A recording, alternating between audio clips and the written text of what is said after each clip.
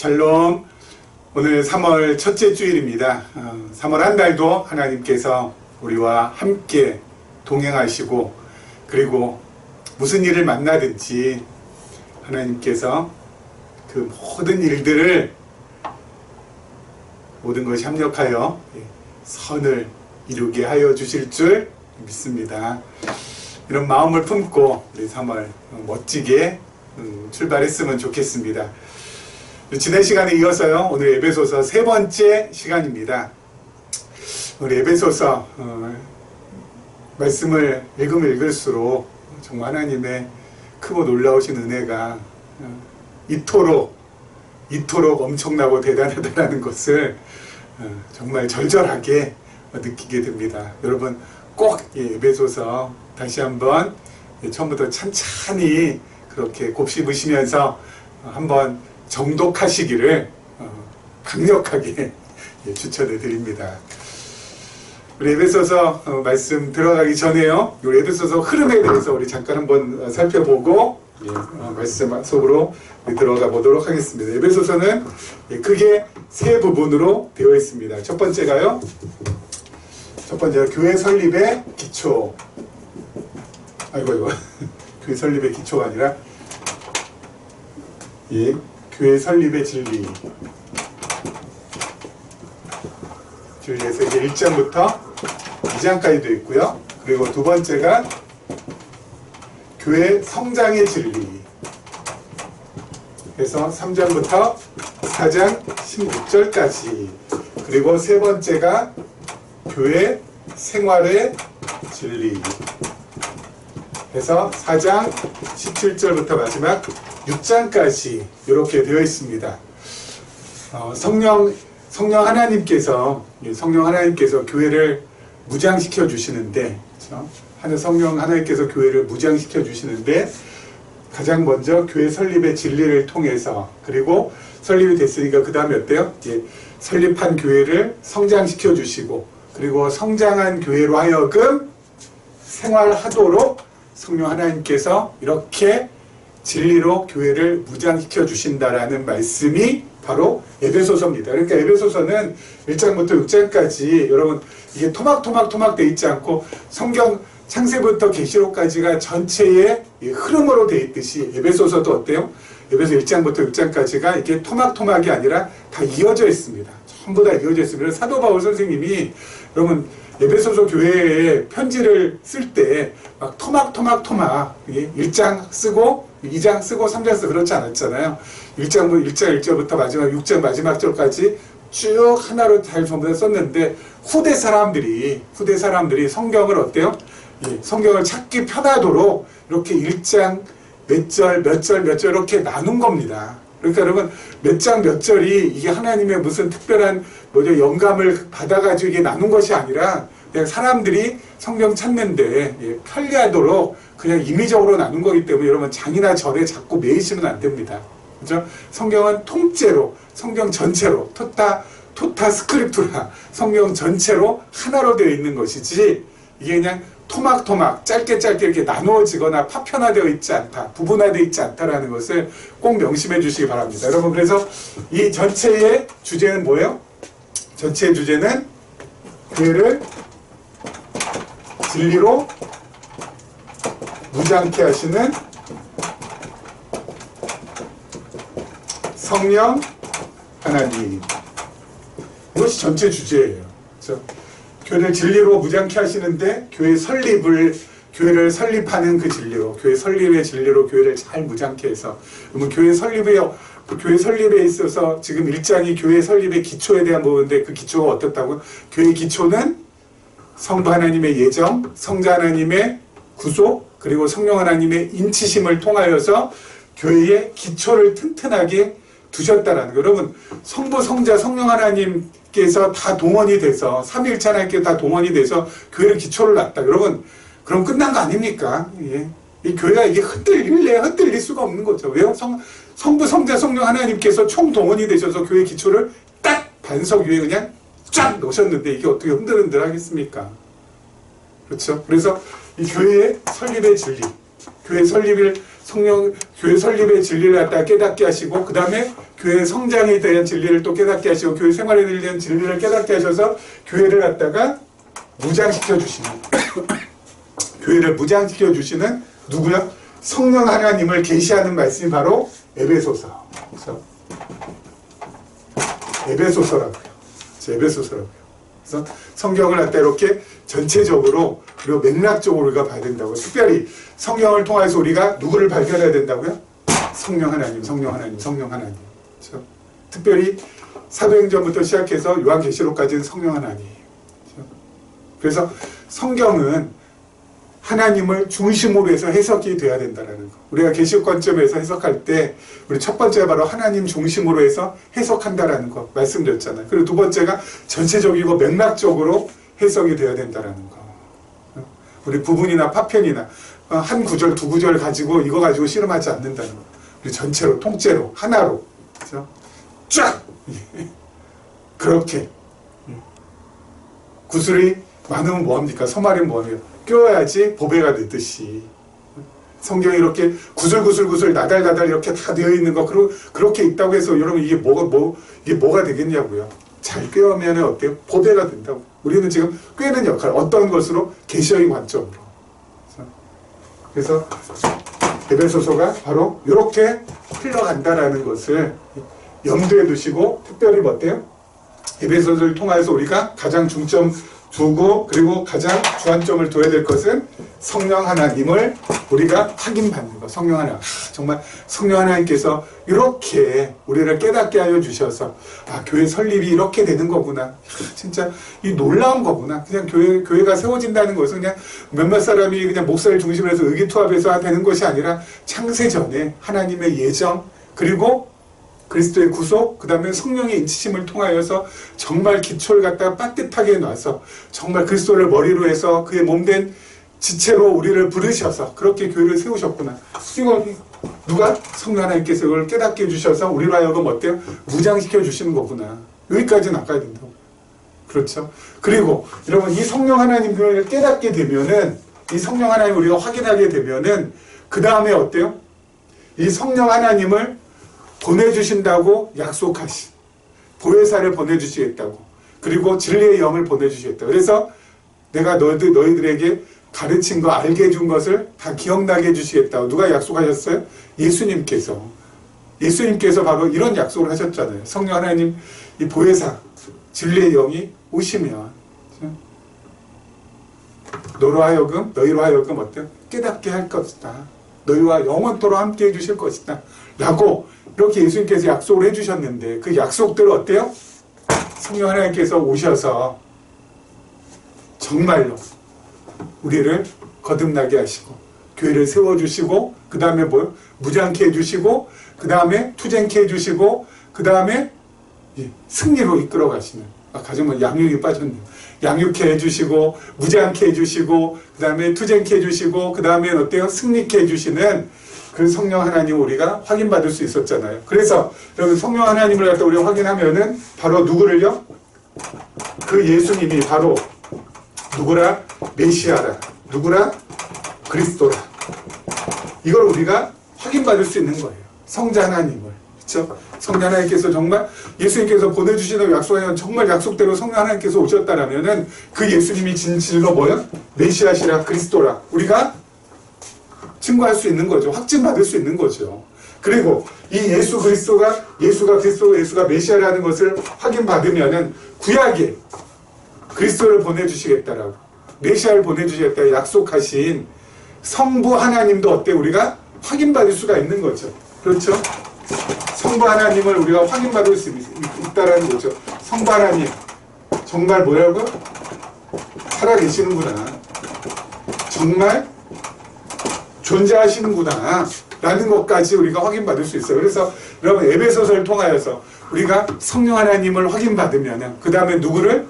예수 그리스도를, 성자 하나님을 우리가 또 어때요? 확인받을 수 있고, 그 다음에 성부 하나님을 우리가 확증할 수 있다고요. 확실하게 증거할 수 있고, 성부 하나님의 존재를 갖다 우리가 정말 증명받을 수 있게 된다고요. 일석삼조가 되네요. 그렇죠? 예. 그래서 에베소서를 갖다 우리가 이렇게 해서 결국은 어때요? 성경을 통하여서 하나님을 중심으로 해서 성경을 봐야 되는데 에베소서를 통하여서 성령 하나님을 우리가 확인받는 거 중요하고 성령 하나님께서 이렇게 우리를 정말 이렇게 진리로 잘 어때요? 깨닫게 해주셔서 우리를 잘 무장시켜 주시는구나. 우리로 하여금 어때요? 흔들리지 않도록 빈틈 없도록 성령 하나님께서 이렇게 채워주시는구나. 이 성령 하나님을 보내주시겠다라 약속하신 정말 예수 그리스도는 진실로 예수 그리스도시구나. 예? 진실로 그리스도시구나. 그 그리스도를 갖다 보내주시겠다고 또 구약에 약속하신 하나님은 정말 살아계시니까 이 모든 일들이 이루어진 것이지. 이 모든 일들이 약속대로 성취가 된 것이지.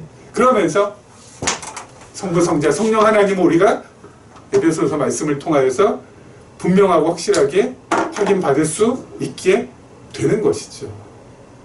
그렇죠? 그렇게 성경을 갖다가 우리가 상고해야 됩니다. 그렇게 성경을 연구해야 됩니다. 그래야 성경이 나의 영혼을 살찌우는, 나의 영혼을 건강케 하는 그러한 생명의 양식, 정말 영혼의 양식으로 나에게 올 수 있는 것이지. 이 성경을 통하여서 아무리 도덕 윤리적인 거 우리가 듣는다고 해서 그것이 내 영을 살아있게 하고 내 영혼을 살찌우고 내 영혼을 갖다 건강케 하지 않는다고요. 성경을 통하여서 우리가 무슨 어떻게 하면 복 받을까, 복 받는 비결을 갖다가 이렇게 아는 것, 그래서 그 복 받는 비결을 갖다가 삶 속에 실천한다고 해서 그것이 나의 영혼을 살찌게 하지 않는다고요. 나의 영혼을 살찌우게 하는 것은, 나의 영혼을 강건케 만드는 것은 성경을 통하여서 하나님을 발견하고 하나님을 깨닫고 하나님을 알고 하나님을 배울 때 우리의 영혼이 건강해지고 살찌우게 되고 우리의 영혼이 흔들리지 않게 되는 거예요. 그래서 여러분 성경을 통해서 제발 부디 다른 거 보지 마시고 무엇을 봐요? 하나님 우리가 배워야 된다고요. 그 하나님 우리가 만나야 된다고. 그 하나님 우리가 발견해야 된다고. 그 하나님 우리가 깨달아야 된다고. 그것이 하나님께서 우리에게 이 놀라운 말씀을 주신 가장 큰 이유라고요. 그래서 우리가 계시적인 관점 제가 몇 년 동안 지금 이렇게 말씀드리는 것이 바로 이런 이유에서 그래요. 그럼 계시적인 관점이 우리가 이렇게 그 관점을 우리가 보고 가지고 그런 관점으로 성경을 볼 수 있다는 이 자체가 여러분 세상의 그 어떤 것보다도 가장 귀한 것이고 그 어떤 것보다도 가장 큰 복이고 그 어떤 것보다도 가장 큰 은혜라고요. 여러분 지금 당장 죽어도 어때요? 감사. 지금 당장 죽어도 찬송. 그 외에는 나올 게 없다니까요. 하나 억울한 게 없어요. 우리 인생은 진짜. 특별히 기쁨의 교회 함께 이 계시적인 관점에서 말씀을 나누는 여러분들, 그럼 지금 당장 죽는다 해도 우리가 억울할 게 하나도 없다니까요. 왜요? 이 세상에서 누릴 수 있는 모든 것들을 하나님께서 다 누리게 해주셨잖아요. 계시적인 관점이라는 것까지 누리게 해주셨잖아요. 그래서 여러분 죽는 것도 이제 무섭지 않고요. 예? 아무튼 무슨 일이 생기는 나에게 있어서 힘들고 어려운 일이 생기는데 여러분 두려운 거 하나도 없어요. 다 베풀어 주셨는데 뭐, 예? 다 베풀어 주셨는데 뭐, 예? 주실 거 다 주셨는데 덤으로 곱빼기로, 예? 새 제곱빼기로 뭐 다 주셨는데 뭘 받을 게 뭐가 있어요? 매일매일 감사하고 찬송하고 마음의 심령의 평안함을 누리면서 살아가는 거 외에는 없어요. 하나님 감사합니다. 하나님 정말 감사합니다. 하나님 정말 내 삶을 갖다가 이렇게 놀랍게 이끌어 주셔서 정말 찬송합니다. 감사와 찬송이 넘치는 사람은 반드시 어때요? 예. 행복이 따라오게 돼 있고 행복한 사람은 누군가를 위해서 희생도 하고 헌신도 하고 사랑도 하게 돼 있다고요. 예. 그래서 자연스럽게 나가게 돼 있어요. 그래서 불쌍한 영혼, 쓰러져 있는 영혼, 병든 영혼 보면은 뭐라도 해주고 싶어요. 예. 지금 세상에서 그렇게 지금 헤매고 있는 사람들이 너무너무 많잖아요. 예수를 믿는다고 해도 제대로 된 신앙생활을 하는 사람이 이 서울 하늘 아래 도대체 몇 명이나 될까요? 다 매여서 다 뭐예요? 자기 욕망을 채우기 위해서 신앙이란 껍데기를 입고 있을 뿐이지. 더 나갔다가는 제가 흥분을 가라앉혀야 되는데, 아무튼 예, 우리 보도록 하겠습니다. 우리 말씀 안으로 말씀 속으로 들어가도록 하겠습니다. 우리 7절 말씀인가요? 예, 7절 말씀 보도록 하겠습니다. 우리는 그리스도 안에서 그의 은혜의 풍성함을 따라 그의 피로 말미암아 속량 곧 죄사함을 받았느니라. 아멘. 여러분 여기 보면은요, 죄사함을 받을 것이라가 아니라 죄사함을 받았느니라. 자, 그럼 우리 죄사함 언제 받았어요? 예, 죄사함 언제 받았어요? 표면적으로는 언제? 내가 예수를 그리스도로 알고 믿었을 때, 그때 어때요? 죄사함을 받는 거죠. 표면적으로 이 시간 세계 속에서.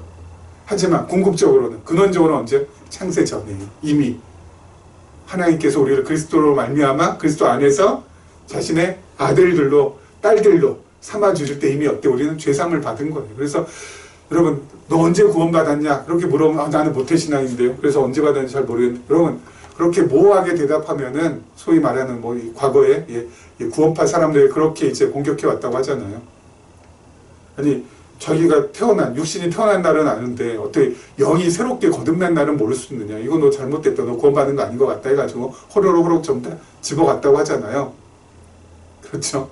여러분, 우리 정확한 대답은 뭐예요? 정확한 대답은 평생 전에, 세상 태어나기 전에 그리스도 안에서 내가 하나님께서 자신의 아들로 딸로 삼아주셨으니까 그때 어때요? 나 구원받은 거다 라고 대답하시면 되고요. 표면적으로는 나 모태신앙 잘 몰라? 모르면 근원을 얘기하면 되고요. 표면적으로는 모태신앙 아니신 분들은 내가 처음 교회 가서 은혜 받은 날, 그때 언제라고 대답하시면 돼요. 전 초등학교 4학년 때니까. 그렇게 대답하시면 돼요. 그게 대단한 거 아니거든요. 대단한 거 아니거든요. 구원 받은 거, 그렇죠? 죄사함을 받았느니라. 과거예요, 과거. 여러분, 창세전에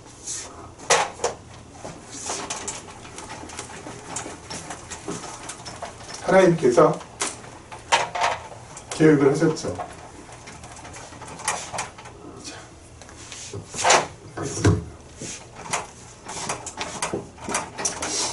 우리 인간들은 어때요? 내가 요때 계획하고 요때 실행하고 그 실행해서 그 결과를 얻고, 그래서 계획하고 실행하고 결과를 얻고, 요것이 어때요? 각각 다 어때요? 예, 다른 시간 안에서 전부 다 이루어지잖아요. 근데 하나님께서는 창세 전에 하나님께서 계획하셨다 라고 하시면은, 여러분, 하나님께서는 계획하셨다라고 하면은 하나님이 계획하신 걸 요때 실행하시고 그리고 요때 결과 얻으신 것이 아니라, 계획과 동시에 하나님은 뭐예요? 계획과 동시에 실행과 결과가 이게 그냥 하나예요. 하나. 일반. 한 가지. 일반이에요. 일반. 창세 전에 하나님 계획하셨으면 이미 이건 계획한 것은 뭐예요? 실행되고 다 결과로 딱 끝난 거예요. 그래서 하나님께서 즐겨 쓰시는 동사는 과거형. 그렇죠? 하나님께서 즐겨 쓰신 동사가 과거형이에요. 여러분, 여호수아 1장을 보더라도 하나님께서 여호수아에게 뭐라고 말씀하시는지 아세요? 내가 모세에게 말한 바와 같이 1장 3절을 보면요, 너희 발바닥으로 밟는 곳은 모두 내가 너희에게 주었노니. 여러분, 여호수아 1장은 아직까지 이스라엘 백성들이 가나안 땅에 들어가기 전이에요. 요단강 건너기 전이라고요. 근데 하나님 입장에서는 이미 뭐예요? 주었노니. 하나님께서는 이미 과거형이에요. 들어가잖아요. 줄 것이냐가 아니라 주었노니. 뭐예요? 하나님 입장에서는 계획하신 거 그냥 이게 그냥 하나로 그냥 딱 묶여져서 끝났다고요. 하나님 입장에서는 모든 게 다 끝난 거예요. 하나님께서 창세년에 계획하신 건 다 끝난 거라고요. 끝난 거. 예? 실행하고 결과까지 다 끝났어. 그래서 하나님께서 과거형을 쓰시는 이유는 뭐예요? 진짜 분명하고 정말 확실하고. 예? 다 끝났으니까. 하나님 입장에서는. 그래서 과거형을 쓰시는 거예요. 예? 이사야서 53장에 보면은 그리스도께서 고난의 종으로 오셔서 당하실 일들을 갖다가 기록해 놨잖아요. 이사야가 그렇게 고난의 종으로서 그리스도에 대해서, 메시아에 대해서 예언해 놨잖아요. 그 예언이에요. 예언. 미리 말하는 거. 이루어지기 전, 이루어지기 전에 미리 말하는 거. 근데 미리 말하는 건데, 미리 말하는 건 뭐야? 우리는 저 미래형을 써야 될 거 아니에요. 근데 이사야 53장은 전부 다 과거형으로 돼 있어요. 우리 대표도 잘 알고 있는 말씀 한번 읽어볼까요? 자, 53장 말씀 보면요. 자, 제가 읽을게요. 그는 멸시를 받아 사람들에게 버림 받았으며, 멸시를 받아 사람들에게 버림 받았으며, 과거형이죠. 강고를 많이 겪었으며 질고를 아는 자라 마치 사람들이 그에게 얼굴을 가리는 것 같이 멸시를 당하였고 우리도 그를 귀히 여기지 아니하였도다. 다 과거예요. 과거가. 그래요? 하나님 편에서는 끝났다고요. 끝났다고요. 우리 죄사함을 얻었느니라. 죄사함을 얻었느니라. 하나님께서 우리 한 사람 한 사람을 죄를 사해 주시기 위해서 이때 계획하시고 실행할 결과 다 끝났어요. 그래서 얻었어요. 죄사함을 받았느니라. 죄사함을 받았다고요. 받았다고요. 받았다고요. 받을 것이라가 아니라 이미 받았다고. 하나님 입장에서는 다 끝난 사건. 끝난 사건. 그렇죠? 이때 이미 죄사함 다 우리는 받았다고요. 끝났어요. 우리 구원 다 받았어요. 끝났어요. 그런데 요즘 신학계에서 요즘 뭐 최근 한 몇 년 사이에, 몇 년은 10년 어간인가 사이에 신학계에서 이제 들어오는 이 바람이 있습니다. 새로운 관점이라고 해가지고 우리는 계시록 관점인데 그 새로운 관점이라고 해서 이렇게 보니까 그게 뭐냐면은 언제 한번 말씀드렸죠. 유보적 구원론이라고 해서 우리의 구원은 유보됐다. 언제까지? 하나님 앞에서 심판대에 설 때까지. 우리가 구원받았는지 안 받았는지는 모른다는 거예요. 유보됐다고. 우리 그래서 이 땅에 살아가는 동안에 내가 구원받았는지 안 받았는지 모른다. 하나님의 심판대에 설 때까지 쓰면은 그때 내가 구원받았는지 안 받았는지 내가 확인할 수 있고, 이 땅에 사는 동안에는 우린 모른다. 몰라. 그렇기 때문에 어떻게 산다? 정말 어때요? 구원받은 자로서 열심히 살아야 되고, 의롭게 살아야 되고, 착하게 살아야 되고, 도덕적으로 살아야 되고, 윤리적으로 살아야 돼요. 이거 왜 나왔을까요? 좀 이유가 뭘까요? 유보적 구원론, 이게 왜 나왔을까요? 이유는 하나, 예수를 믿는다고 하지만, 교회를 다닌다고 하지만, 사람들의 삶이 엉망진창이잖아요. 그렇죠? 엉망진창이니까. 뭐, 교회 나간다고 해도 어떻게 점 보러 다니고, 점치러 다니고, 무당한테 가서 앞으로 어떻게 되는지 물어보긴 하고, 교회 다니는 사람들 가운데, 개신교인 가운데 뭐, 지난번에 얼핏 제가 조사한 거 보니까 4명 중에 1명이라나, 뭐 몇 명이라나, 다 어때요? 점쳐본 경험이 있다고. 그러니, 그리스도인으로서의 삶의 태도가 엉망진창이니까, 이걸 어떻게 좀 단도리를 쳐야 되겠는데, 이미 구원 받았다고 하면은, 끝났잖아요. 구원 받았으니까 난 뭐 천국은 따는 당사니까 아무렇게나 살아야 된다. 이거를 막을 수 있는 방법이 없으니까 어떻게 해요? 구원 받았는지 안 받았는지 모른다. 구원 받았는지 안 받았는지 몰라. 하나님 심판대 앞에 가서야 우리가 알 수 있어. 그러니까 어떻게 살아야 돼? 너 진짜 착하고 윤리적으로 도덕적으로 바르게 살아야 돼. 그러면서 어때요? 푸시하는 거예요. 푸시하는 거예요. 여러분, 사람들이 왜 구원 받았는데 나 구원 받았다라고 한 다음에 왜 이렇게 삶이 엉망진창 될까요? 삶이 이렇게 엉망진창 그냥 난리 법석기지 그렇게 될까요? 이유는 하나예요. 구원 받았다. 내가 구원 받았으니까 막 산다. 왜 그런 생각 드는지 아세요? 바로 이게 원인이에요. 맹신. 눈멀 맹자에 믿으신 자. 눈 멀게 해가지고 믿게 만드는 거. 맹신.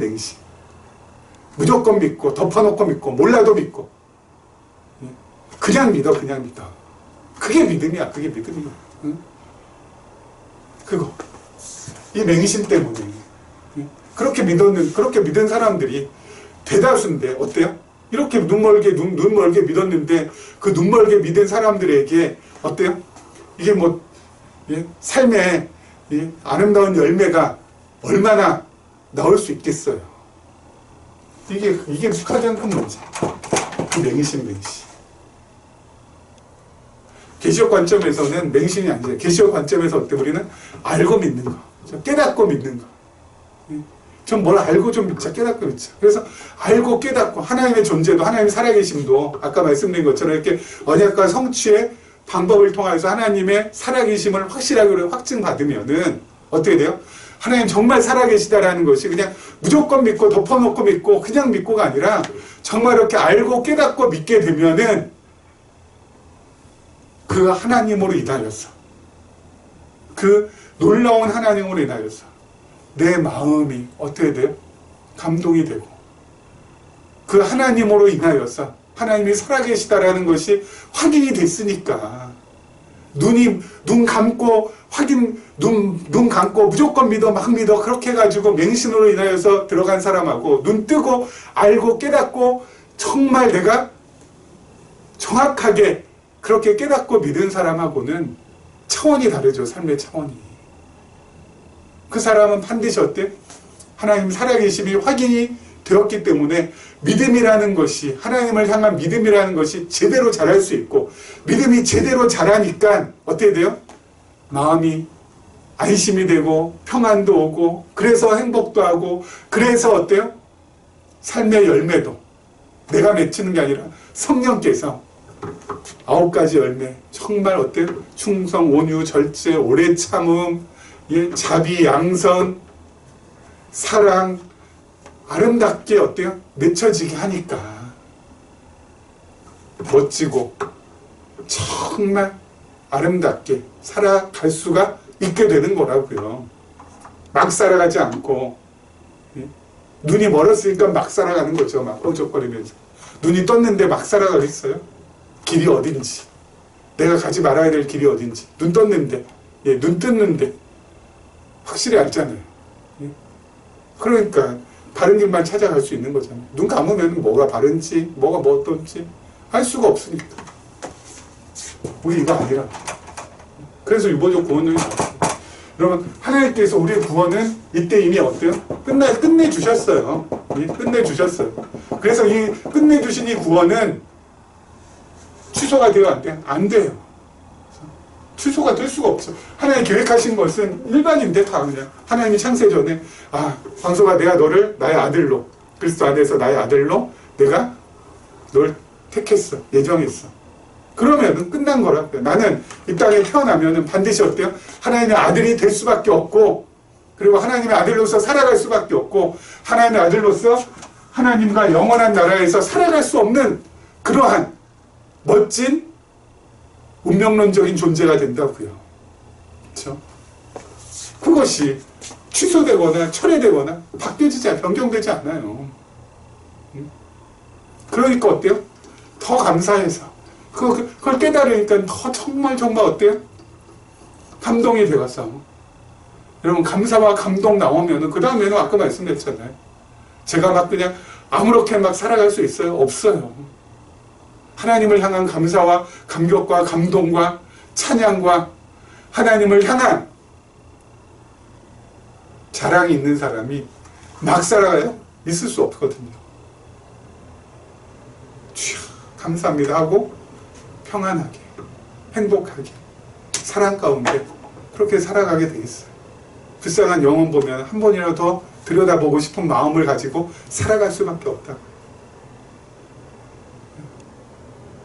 맹신을 했기 때문에 맹신으로 사람을 끌어들였기 때문에 이거 해라 저거 해라 이거 해라 저거 해라. 여러분 아무리 이거 해라 저거 해라 말아 한다고 해서 사람들이 그 말을 듣습니까? 예? 안 들어요. 예? 강압적으로 하면은 들을 수 있겠죠. 하지만 그 강압이 없어지면 그 다음부터 또 어때요? 제멋대로 가요. 그럼 평생 그런 강압으로 쥐고 살아야 돼요. 이게 뭐냐고요. 이게 쥐어 살아야 된다고. 평생 쥐어 살아야 된다. 자유함도 없이. 이건 아니죠.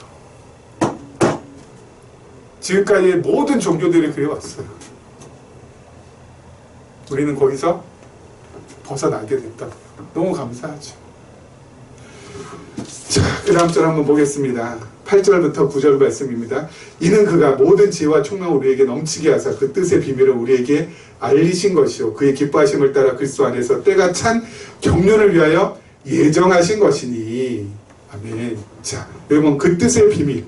믿은 그가 모든 지혜와 충만 우리에게 넘치게 하사 그 뜻의 비밀을 우리에게 알려주셨다고. 여러분 그 뜻의 비밀이 바로 뭐예요? 그 뜻의 비밀은 이 성자 하나님의 예수 그리스도의 구소. 다시 말씀드려서 하나님께서 우리의 죄를 사하여 주시기 위해서 어떤 일을 하셨는지에 대해서 우리가 알게 됐다고요. 하나님께서 어떤 일을 하셨어요? 자신의 아들을 보내주셨다고요. 왜 자신의 아들을 보내주셨을까요? 왜 자신의 아들을 보내주셨어요? 죄가 없어야 되거든요. 우리의 죄를 사해 주시기 위해서는. 죄가 없으신 분이 우리의 죄를 어때요? 대신 짊어질 수 있거든요. 하지만 하나님의 아들이 아닌 이 인류는, 이 세상에는 의인이 없나니 하나도 없다고. 다 어때요? 죄 중에 잉태되고 죄 중에 출생했어요. 없어요. 그러니까 하나님께서 자신의 아들을 보내주실 수밖에 없는 거예요. 죄 없는 그 한 분, 자신의 아들을, 독생자를 우리의 죄를 사해 주시기 위해서. 그리고 또 두 번째로 하나님께서 또 어떤 일을 하셨어요? 우리의 죄를 사해 주시기 위해서 자신의 아들을 십자가에 달려 죽게 해주셨어요. 왜요? 죄의 값은 죽음이니까. 죽어야 돼요. 그래서 자신의 아들을 십자가에 못 박히도록 그렇게 이끌어 가셨다고요. 이게 바로 뭐예요? 그 뜻의 비밀. 하나님의 뜻의 비밀. 우리를 하나님께서 그냥 막 이렇게 해주신 것이 아니라 자신의 어때요? 가장 사랑하는 독생자 예수 그리스도를 이 땅에 보내주셔서, 그리고 이 땅에서 힘들고 어려운 삶 살게 하시고 결국 어때요? 마지막에는 십자가를 지게 하셨다는 것.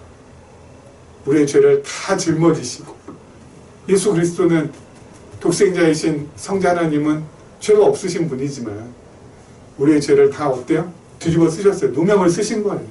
그래서 십자가에 달리실 때는 죄인으로 달리신 거예요. 그래서 예수님께서 평소에는 하나님 가르쳐서 우리 아버지의 집, 아버지께 기도, 아버지 하시다가 십자가에 달리셨을 때 뭐라고 하세요? 나의 하나님 어찌하여 나를 버리시나이까. 아버지와 아들과의 관계가 아닌 이제는 뭐예요? 죄인과 하나님의 관계. 죄를 뒤집어 썼으니까. 자, 그렇게 십자가에 달려 돌아가셨어요. 왜요? 우리의 죄를 용서해 주시기 위해서. 이 모든 것이 전부 다 하나님의 뜻 가운데 전부 다 이루어진 것이다. 그래서 이를 통하여서 우리가 하나님의 사랑을 확인할 수 있는 거예요. 자신의 아들까지 아낌없이 내어주시고 그 아들을 십자가에 달려주시기까지 나를 구원해 주셨다라는 것. 그 하나님의 사랑을 깊이 깨닫게 하시기 위해서 하나님께서 어때요?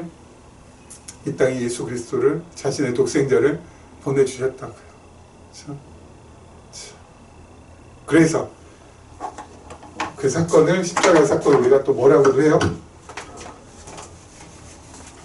나를 대신해서, 그래서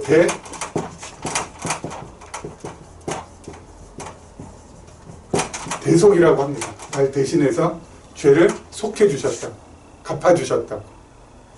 이 대속의 은혜라고 하죠. 우리가 대속의 은혜를 베풀어 주셨어요. 그럼 여기서 또 한 가지 짚고 넘어가야 될 것. 여러분, 이 대속을 하기 위해서는 그 앞에 뭐가 반드시 또 있어야 돼요? 대속이 있기 전에 뭐가 있어야 됩니까? 그냥 무조건 대속해 주세요? 아니요. 뭐가 있어야 돼요? 타락이 있어야 돼요. 타락이 전제가 돼야지. 우리가 타락해서 우리가 전부 다 지금 죄인이 되었기 때문에 예수 그리스도께서 오셔서 우리를 대속해 주신 거잖아요. 여러분, 그래서 이 타락이 있어야 되잖아요. 그럼 이 타락은 하나님께서 어떻게 하신 거예요? 이거 역시 하나님께서 정하신 거예요. 여러분, 에덴 동산 중앙에 선악을 알게 하는 나무가 있었습니까? 아니면 동산 저기 멀리 변두리에 선악을 알게 하는 나무가 있었습니까? 동산 중앙에 있었다고 했어요. 동산 중앙에 있다고 할지라도 여러분, 선악을 알게 하는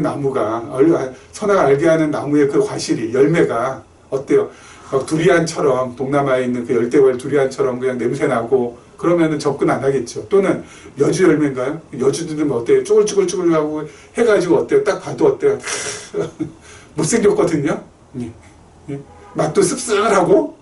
그러면 여러분 이거 따먹기 어렵잖아요. 근데 동산 중앙에 하나님께서 선악을 알게 하는 나무를 딱 세워놓으시고 그 열매 또한 어때요? 보암직도 하고 탐스럽기도 하고 지혜롭게 할 만큼 진짜 그러한 열매를 갖다 딱 이렇게 알게 하니까 뱀이 와서 유혹하니까 전부 다 어때요?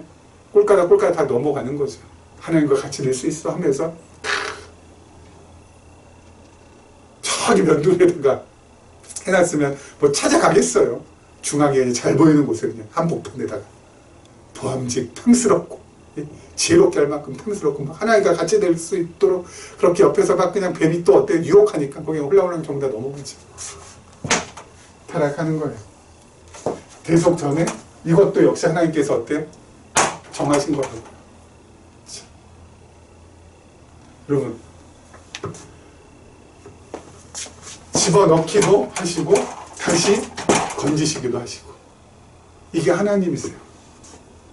이 하나님을 갖다가 발견하고 사도 바울이 정말 마음속 깊이 울려 퍼지는 그런 찬송을 하나님 앞에 올려드리잖아요.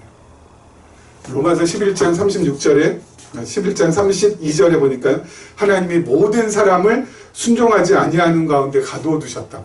모든 사람을 순종하지 아니하는 가운데 가두어 두신 그 이유는 바로 뭐라고요? 그 다음에 나오는 것이 모든 사람에게 긍휼을 베풀려 하심이라. 불순종하게 순종하지 않는 가운데 집어 넣으셨다가 다시 어때요? 대속의 은혜 긍휼하심을 베풀려 하신다. 이것을 깨닫고 나서 그 다음 절이 바로 뭔지 아세요? 33절이 11장 33절에 보니까 제가 읽을게요. 깊도다 하나님의 지혜와 지식의 풍성함이. 이거는 깊어도 너무 깊어서 이거는 도저히 어때요? 형언할 수가 없는 거예요. 그래서 깊도다 하나님의 지혜와 지식의 풍성함이요 그의 판단은 헤아리지 못할 것이며 그의 판단 헤아리지 못할 것이며 그의 길은 찾지 못할 것이다. 그러면서 누가 주의 마음을 알았느냐? 누가 그의 모사가 되었느냐? 그러면서 누가 주께 먼저 드려서 갚으심을 받겠느냐? 이는 만물이 주에게서 나오고 주로 말미암고 주에게로 돌아가리라. 그에게 영광이 세세에 있을지어다. 아멘. 이 놀라운 찬송 이거 깨닫고 나서 사도 바울이 깊이 마음속 깊이 우렁차 모든 것이 그에게서 나오고 그로 말미암고 그에게로 돌아간다. 영원토록 세세토록 그에게 영광이 있을지어다. 우리도 그런 고백 하나님 앞에 올려드릴 수 있지요. 그렇지 않습니까? 죽이기도 하시고 다시 살리기도 하시고 집어넣기도 하시고 다시 건지시기도 하시고 그 놀라운 하나님 그걸 갖다가 그것을 통하여서 어때요?